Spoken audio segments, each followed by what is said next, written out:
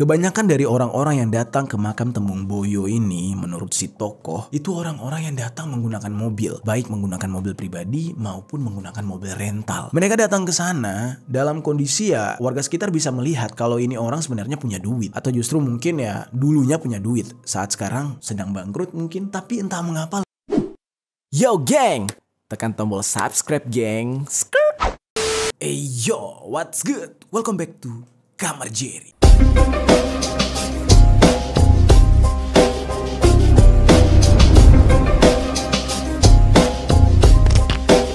Geng. Oke, di Indonesia banyak kepercayaan tentang hal-hal gaib dan mistis. Hal kayak gini terkadang menjadi omongan miring dari beberapa kalangan. Kalau dari kalangan orang-orang kampung bilang, ya hari gini masih main goib. Terus kalau dari orang-orang kota bilang, wah hari gini masih halu katanya. Jadi hal ini menjadi dua sudut pandang nih geng. Ada yang percaya dengan hal itu tapi merasa kayak ya udah nggak zamannya lagi untuk bermain goib. Ada juga yang tidak percaya dengan hal itu karena merasa sudah sangat modern. Tetapi percaya tidak percaya geng, jangankan di Indonesia, di negara luar sekalipun banyak yang percaya tentang ritual-ritual gaib demi tujuan tertentu. Baik itu untuk kekayaan, atau menyakiti seseorang, balas dendam, dan lain-lain. Karena walaupun bagaimanapun kita berada di era yang sangat modern dan canggih, tetapi kita harus ingat, kita hidup berdampingan dengan alam yang lain. Kali ini gue bakal ngebahas nih tentang sebuah kepercayaan yang ada di Indonesia yang gue yakin juga teman-teman udah tahu. Mungkin teman-teman dari negara lain yang ada di Malaysia, Singapura, Brunei yang menonton video kali ini, mungkin yang gue ceritakan ini sama seperti di negara kalian, hanya saja berbeda bahasa atau berbeda penyebutan namanya. Jadi hari ini kita bakal ngebahas tentang pesugihan. Sedikit gue jelaskan, pesugihan itu adalah sebuah ritual yang dilakukan untuk mendapatkan kekayaan dengan cara meminta bantuan kepada makhluk gaib. Yang dimana hal ini di dalam beberapa agama, termasuk di dalam agama Islam, itu dilarang karena dianggap menyekutukan Tuhan atau menduakan Tuhan. Cerita pesugihan yang akan kita bahas hari ini adalah tentang sebuah pesugihan yang cukup aneh, yang dimana si pelakunya ini geng akan terus-menerus merenovasi atau merubah bentuk rumahnya meskipun rumahnya sudah tergolong rumah yang megah, mewah, indah, tapi seolah-olah dia tidak pernah puas. Yang ternyata ya dibalik hal itu dia sedang melakukan ritual untuk terus mendapatkan kekayaan. Nama dari ritual pesugihan ini adalah pesugihan kandang bubrah. Langsung aja nih kita bahas tentang hal ini di Permisi, peristiwa misteri dari berbagai sisi.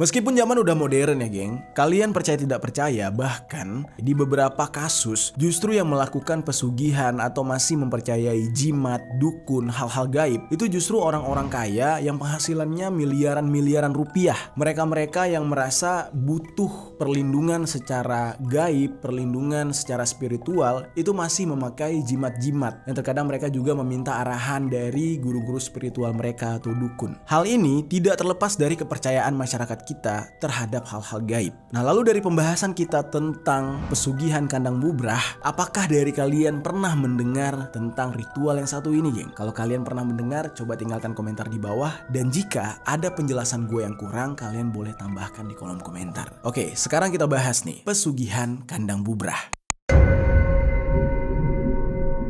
Pesugihan kandang bubrah ini adalah sebuah perjanjian antara jin, dukun, dan juga si pelaku pesugihan atau orang yang ingin mencapai kekayaan.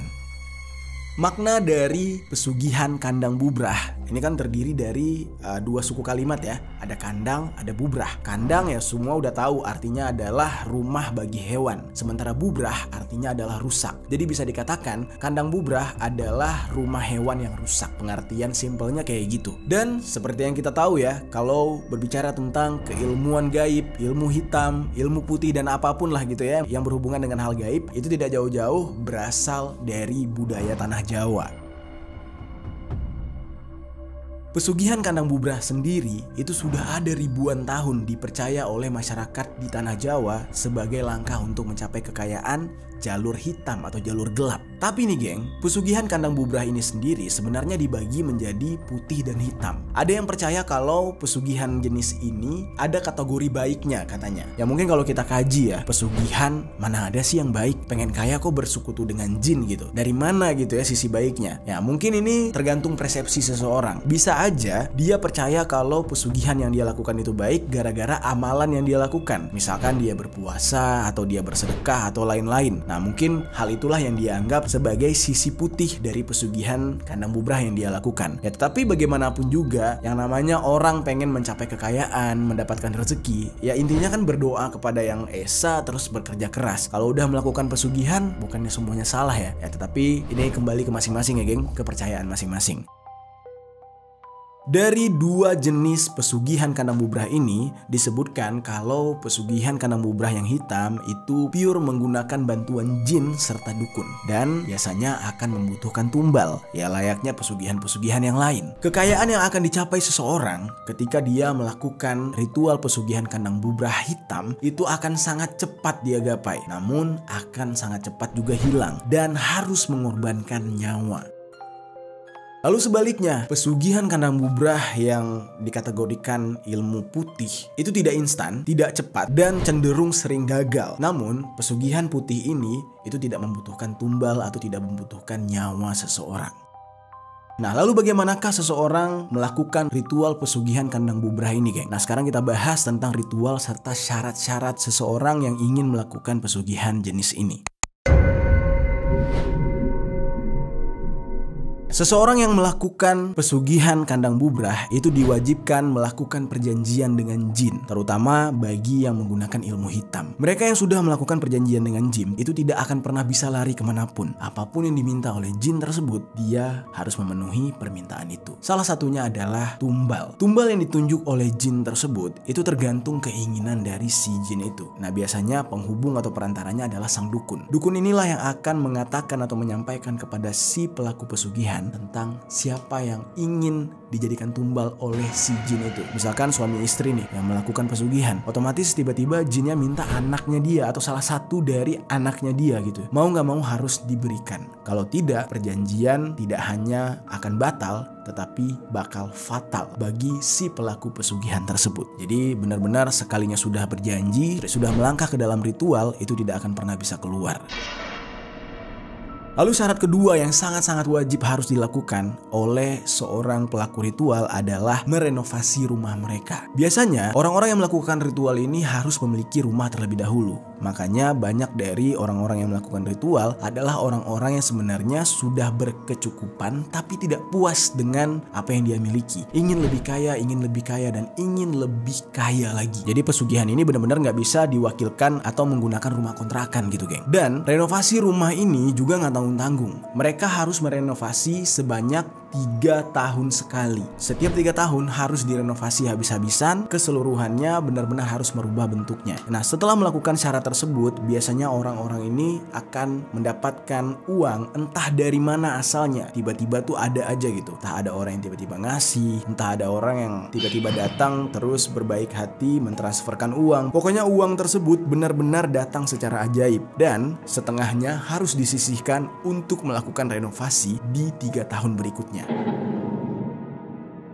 Lalu masih banyak amalan-amalan lain atau ritual-ritual yang harus dilakukan oleh seseorang yang sedang melakukan pesugihan kandang bubrah ini, geng. Jadi nggak semerta-merta hanya merenovasi rumah atau menyediakan tumbal. Terkadang mereka juga harus berpuasa, terus juga harus berbagi dengan orang-orang sekitar gitu ya. Yang mana ini merupakan syarat agar mereka bisa lancar dalam melaksanakan pesugihan tersebut. Ya mungkin di sini gue nggak bisa ceritakan secara detail langkah-langkah pesugihannya. Takutnya nanti malah seolah-olah gue ngajarin gitu ya. Seolah-olah gue ngasih tahu langkah-langkah untuk pesugihan, malah ada yang tiru gitu. Sekarang nih, geng, kita bakal ngebahas beberapa lokasi yang dipercaya sebagai titik awal seseorang menuntut ilmu hitam dalam melakukan pesugihan kandang bubrah.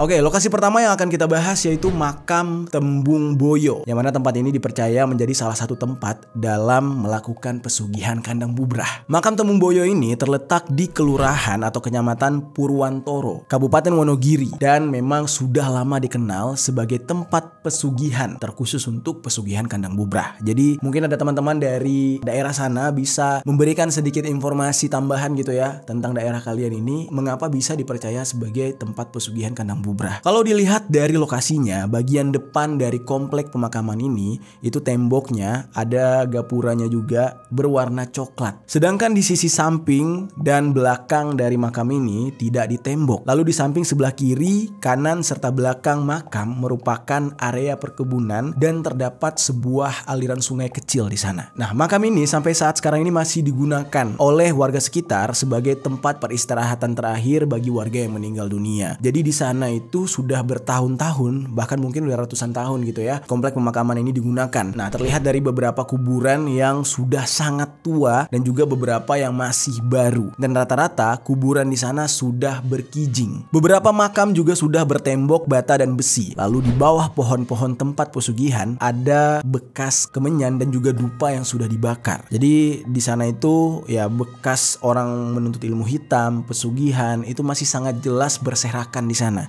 Banyak sekali dan sangat mudah untuk ditemukan. Setiap harinya kalau kalian ke daerah pemakaman ini, kalian akan mendapatkan di antara pohon-pohon yang ada di makam tersebut itu terdapat taburan seperti bunga mawar dan bunga melati. Dan hal ini terjadi setiap hari. Seolah-olah setiap hari ada saja orang yang datang ke tempat tersebut mendamburkan bunga tersebut untuk melakukan sebuah ritual yang entah apa tujuannya. Kita nggak bisa langsung menuduh kalau itu pesugihan ya geng. Bisa aja ada kepercayaan-kepercayaan lain yang dianut oleh masyarakat sekitar. Tapi ini benar-benar terjadi hampir setiap hari. Bahkan di sana kalian bisa menemukan puluhan botol bekas minyak serimpi berada di antara pepohonan yang sudah ditaburkan bunga melati dan bunga mawar tadi. Ada seorang tokoh masyarakat daerah Purwantoro ini yang bernama Marhaindi. Dia mengatakan ini yang biasa untuk tempat berdoa atau tempat pesugihannya di tengah-tengah kompleks makam katanya. Ritualnya biasanya dimulai dari sini. Ada beberapa pohon, ada akasia, ada pohon lain juga. Ini bukan hanya satu pohon. Ini belum lama disemen tempatnya. Sengaja disemen biar lebih nyaman untuk melakukan ritual atau berdoa. Warga sekitar aja, tokoh sekitar aja langsung mengakui kalau kegiatan orang yang datang ke sana itu adalah untuk pesugihan, meminta kekayaan. Dan dia juga mengatakan, entah mengapa gitu ya, masih sangat banyak masyarakat yang datang ke sana. Rata-rata mereka memiliki problem atau keterhimpitan ekonomi seperti terlilit hutang, bisnisnya sedang hancur, sedang terpuruk, bercerai ditinggal istri, dan lain-lain. Atau bahkan mungkin ada juga yang datang dalam kondisi normal tetapi belum puas dengan pencapaian atau apa yang dia miliki di dalam hidupnya. Dia pengen lebih kaya, pengen lebih tahta, dan lain-lain. Dan anehnya nih geng, kebanyakan dari orang-orang yang datang ke makam Tembung Boyo ini menurut si tokoh itu orang-orang yang datang menggunakan mobil, baik menggunakan mobil pribadi maupun menggunakan mobil rental. Mereka datang ke sana dalam kondisi ya warga sekitar bisa melihat kalau ini orang sebenarnya punya duit, atau justru mungkin ya dulunya punya duit, saat sekarang sedang bangkrut mungkin, tapi entah mengapa larinya tetap ke makam itu untuk melakukan pesugihan, bekerja sama dan bersekutu dengan jin. Dan jangan salah geng, walaupun letak tempatnya itu di Jawa, tetapi orang-orang yang datang ke sana itu dari berbagai macam kalangan dan daerah. Sumatera ada, Kalimantan ada, dan yang gua nggak habis pikir, sampai dari Papua pun ada yang bela-belain datang ke tempat itu. Apakah segitu kuatnya gitu ya, aura mistis di sana, kekuatan mistis di sana, kerjasama jin di sana begitu kuat sehingga orang-orang percaya kalau tempat itu bisa menjadi pintu keluar bagi mereka untuk mendapatkan kekayaan duniawi dan menghubungkan mereka dengan alam gaib. Sebenarnya ya masih belum masuk akal, tapi ini benar-benar terjadi geng. Banyak dari mereka yang datang hanya sekali dua kali. Lalu ya menurut informasi kalau mereka sudah mulai tidak datang lagi ke sana, biasanya permintaannya sudah terkabul. Tetapi tidak jarang juga yang datang berkali-kali dan ya bisa menginap lah di daerah sana karena mengaku kalau permintaan mereka belum terkabul. Tetapi biasanya orang-orang yang belum terkabulkan permintaannya ini menurut warga sekitar itu gara-gara mereka tidak memenuhi syarat, tidak memiliki tumbal, tidak benar-benar tulus meminta meminta, mereka hanya menuju ke kekayaan yang menguntungkan diri mereka sendiri. Sementara perjanjian mereka dengan jin tidak mereka penuhi. Jujur geng, gue merinding banget kalau udah ngebahas yang kayak gini nih. Perjanjian dengan jin kan sama aja kayak kita ngejual jiwa kita gitu kan. Tempat ini akan sangat ramai didatangi ketika malam Jumat karena dianggap sebagai malam yang suci untuk melakukan ritual. Kebanyakan dari orang-orang yang datang ke sana ketika malam hari lalu sampai ke subuh hari. Jarang ada yang siang. Orang-orang yang datang ke sana biasanya sudah membawa beberapa syarat atau benda-benda yang menjadi keharusan ketika mereka melakukan ritual. Biasanya mereka sudah menyiapkan kembang, ayam panggang buceng, terus minyak serimpi tadi. Mereka datang ke sana membawa semua barang itu.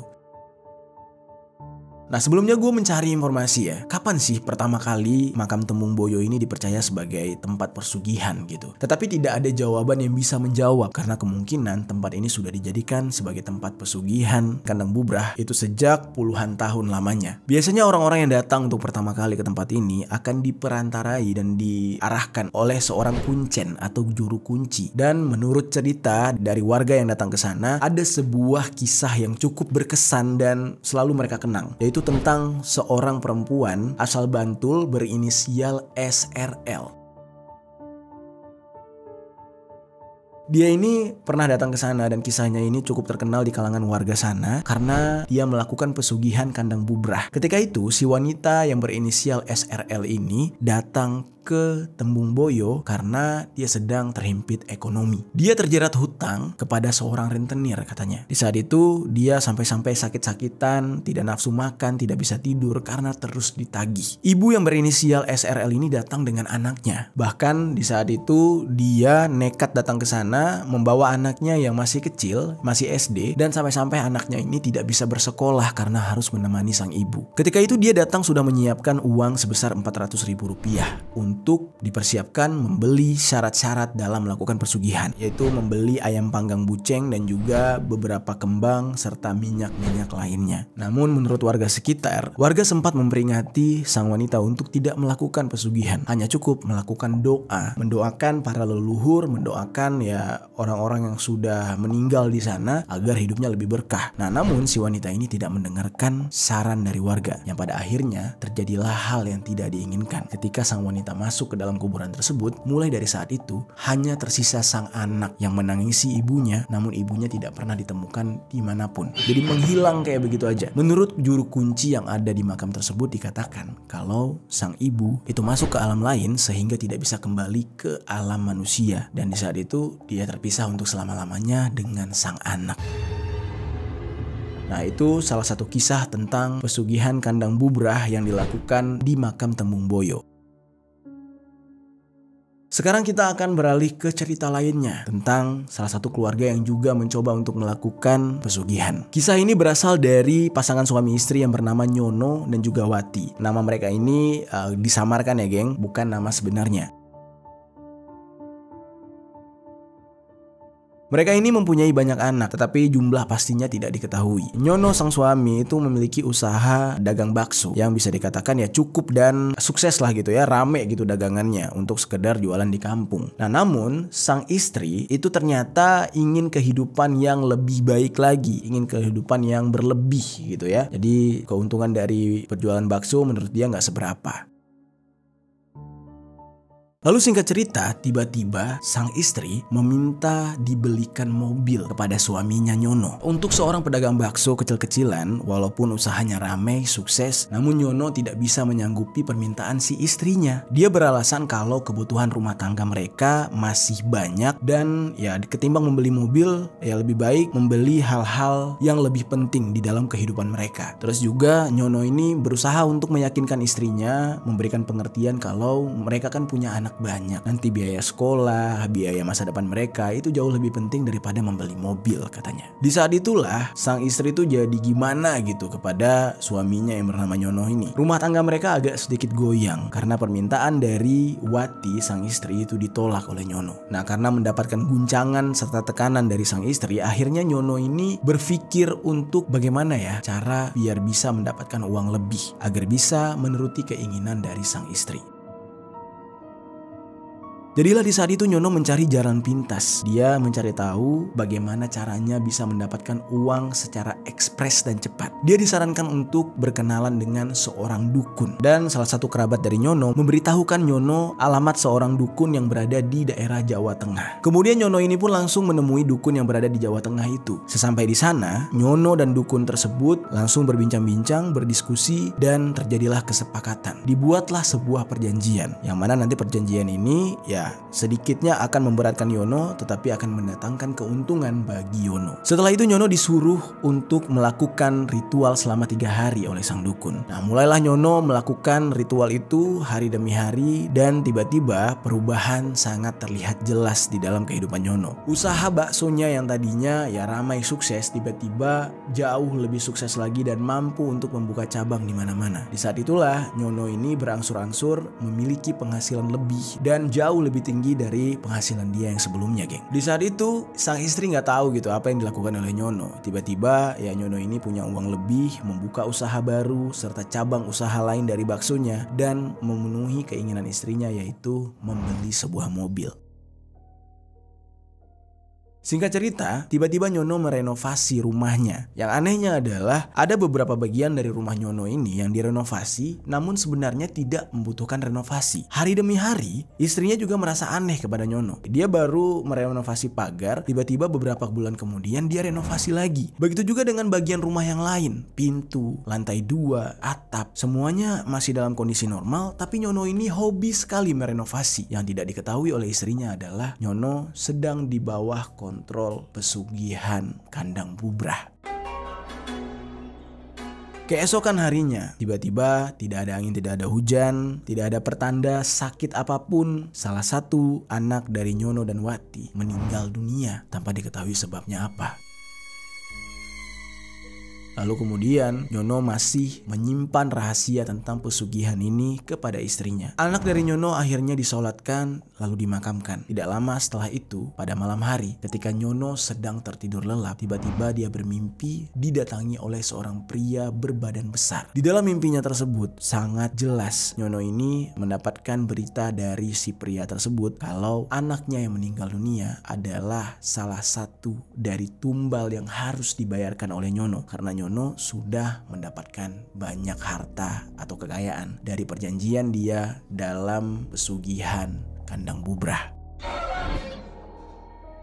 Nyono pada awalnya tuh nggak tahu kalau pesugihan ini bakal mengorbankan salah satu anaknya, karena di awal dia bertemu dengan sang dukun itu dia tidak diceritakan tentang yang namanya tumbal. Akhirnya dia karena penasaran dia kembali ke dukun tersebut. Sesampainya dia di tempat dukun itu dia tanya, ini kenapa kok tiba-tiba ada tumbal? Bukankah dari awal tidak ada perjanjian bahwasanya pesugihan ini ada tumbal? Dukun itu dengan simpel menjawab, ketika kamu menemuiku, kamu mengiyakan. Dari situ ada ikrar yang harus ditepati. Salah satunya tumbal. Walaupun di saat itu tidak saya ucapkan dengan gamblang tentang tumbal.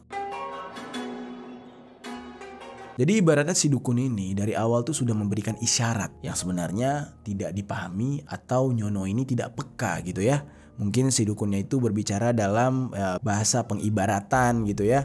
Jadi Nyononya nggak paham gitu. Di saat itu Nyono benar-benar gemetar dan keringat dingin. Dia sangat takut anaknya menjadi korban lagi. Karena di saat itu dia tidak pernah membayangkan salah satu anaknya malah menjadi korban. Dan kalau bisa memilih, dia lebih memilih untuk tidak melakukan pesugihan ketimbang harus kehilangan anaknya. Akhirnya karena merasa sangat khawatir, Nyono mau tidak mau berterus terang dan jujur kepada sang istri, yaitu Wati. Di saat itu dia menceritakan semua hal ini kepada Wati dan istrinya terdiam kaku. Dia tidak menyangka kalau suaminya melakukan hal ini dan dia juga merasa bersalah karena menuntut suaminya memiliki kekayaan atau banyak hal lah gitu. Di saat itu penyesalan benar-benar menghampiri kedua pasangan suami istri ini. Akhirnya Wati ini bisa menerima dan dia menyarankan Yono untuk datang ke seorang kiai yang berada di Jawa Timur agar bisa menghilangkan perjanjian pesugihan ini. Karena mereka sudah takut, geng, kalau nantinya anak mereka malah jadi korban lagi. Lalu setelah datang ke Kiai, Nyono pun mengatakan kalau dia ingin bertobat. Di hadapan Kiai tersebut, dia benar-benar ingin melepas pesugihan itu. Dia ingin melepas perjanjian itu. Nah di saat itu sang Kiai hanya memberikan syarat yang simpel-simpel. Kayak ya kamu sholat katanya. Terus juga ya benar-benar bertobat, melepaskan semuanya dan mengikhlaskan semua harta benda yang kamu dapatkan atas pesugihan. Dan di saat itu tidak butuh waktu lama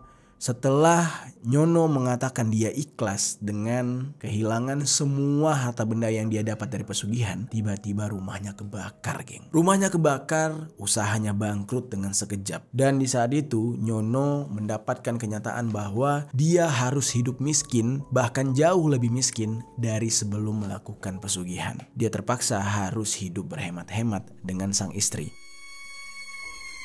Dan di saat itu istrinya pun sudah mau menerima keadaan ya, karena mereka sudah kehilangan anak dan merasa ya udah gitu ya, mereka sudah pernah mencicipi menjadi seorang orang kaya secara instan sampai-sampai harus kehilangan salah satu anak mereka. Akhirnya kedua pasangan suami istri ini merasa kapok. Istrinya kapok untuk mendesak suami dan suaminya akhirnya kapok melakukan pesugihan dan meninggalkan semua ritual sesat tersebut. Gimana geng menurut kalian? Ya yang namanya sesuatu gitu ya harus ada harganya memang. Kalau kita mau buka usaha ya otomatis harus punya modal. Kalau kita mau kaya dengan instan otomatis harus ada yang dikorbankan. Seperti keluarga Nyono ini. Sekarang gue mau ngajak kalian untuk bercerita ke cerita selanjutnya atau cerita lain. Cerita kali ini tentang pengalaman seorang ART atau asisten rumah tangga yang bekerja untuk majikan kaya raya dari hasil pesugihan kandang bubrah. Cerita ini berasal dari Jawa Tengah yang terjadi pada sekitar tahun 90-an dan ini merupakan kisah nyata. Ada seorang pria yang bernama Muklis, dia di saat itu masih bersekolah STM dan memaksakan diri untuk mencari kerja demi membantu kedua orang tuanya yang sudah kesulitan ekonomi. Kemudian Muklis ini melamar kerja di rumah seorang juragan sapi kaya raya dan beliau juga seorang tokoh masyarakat di desa mereka yang bernama Junaidi. Di rumah Junaidi ini, Muklis diterima sebagai seorang supir kendaraan untuk mengangkut rumput yang diberikan untuk sapi peliharaan Junaidi. Muklis ini tipikal orang yang baik dan mudah dipercaya. Sampai pada akhirnya, bosnya Junaidi sangat mempercayai Muklis dan berangsur-angsur Muklis ini mulai diajak oleh bosnya untuk keluar. Jadi ketika bekerja diajak temenin, ketika liburan Muklis ini juga diajak. Tiba pada suatu hari, malam Jumat Pon, dia diminta untuk menemani bosnya ini ke daerah Wonogiri. Di saat itu, bosnya yang bernama Junaidi mengatakan kepada Muklis kalau yang akan mereka datangi adalah guru spiritual dari bosnya ini yang bernama Mbah Parno. Di saat itu Muklis ya merasa dia kan kepercayaan Junaidi. Dia tidak mau banyak bertanya, tidak mau membantah dan akhirnya dia ikut dengan Junaidi. Di sana Muklis dengan sangat kaget melihat kalau bosnya yang bernama Junaidi ini tiba-tiba menyediakan sebuah sajen yang mana sajen ini ya disiapkan oleh Mbah Parno untuk kemudian digunakan oleh Junaidi dalam melakukan ritual. Nah, sesajen ini tadi kemudian ditaruh di sebuah kebun rindang. Singkat cerita, Muklis ini sudah beberapa kali mengikuti atau menemani Junaidi untuk melakukan ritual tersebut. Lalu pada akhirnya dia menyadari kalau tempat melakukan pesugihan dengan sajen ini adalah sebuah kuburan keramat yang terletak di bawah sebuah pohon beringin.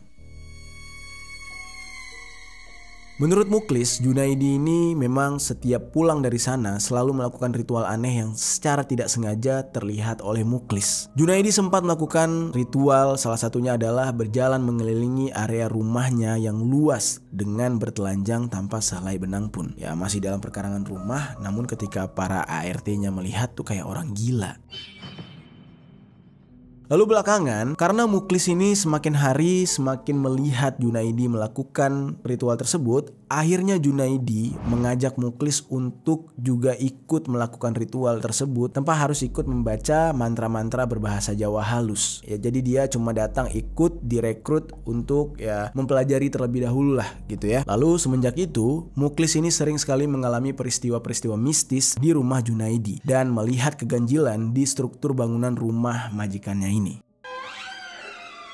Lalu hari demi hari, semenjak dia mengetahui kalau bosnya ini melakukan pesugihan, tiba-tiba dia merasa aneh dengan rumah bosnya tersebut. Setiap tanggal 10 Suro, rumah itu dibangun. Tetapi setiap pembangunannya selalu disisakan hingga terlihat tidak sempurna pengerjaannya. Jadi seolah-olah dikerjain setengah, ya nanti kalau ada duit lagi dikerjain lagi gitu. Misalnya salah satu cat tembok yang harusnya nih ya diwarnai secara keseluruhan, tapi ada satu bagian atau satu sisi yang tidak dicat. Lalu lantai keramik yang sudah jadi masih rapi tiba-tiba juga dibongkar dan disisakan satu lantai untuk tidak terpasang keramik. Hal ini aneh banget gitu ya. Buat apa tujuannya gitu? Padahal kalau dipikir-pikir ya mereka mempunyai uang untuk merenovasi rumah tersebut dengan sempurna. Lalu dia juga sempat melihat ada satu buah genteng yang di ujungnya bolong karena tidak dipasangi genteng sehingga ya jebol aja kayak gitu. Dan hal ini semacam sebuah kesengajaan.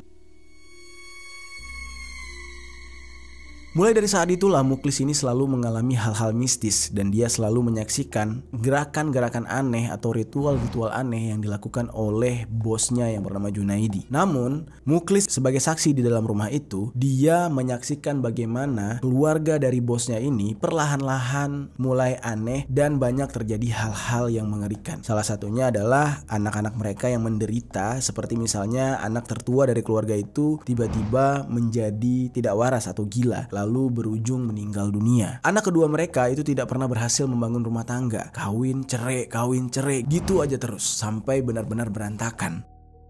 Dan sampai pada akhirnya anaknya yang suka kawin cerai ini meninggal dunia di dalam sebuah kecelakaan lalu lintas. Dan di saat itu Junaidi mulai menjadi sakit-sakitan karena kehilangan dua orang anaknya tadi.